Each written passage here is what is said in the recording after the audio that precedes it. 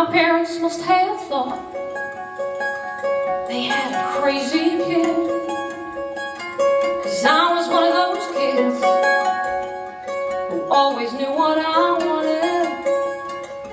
They took me down to the airport to see all the planes depart, and watching them fly, something inside of me was starting.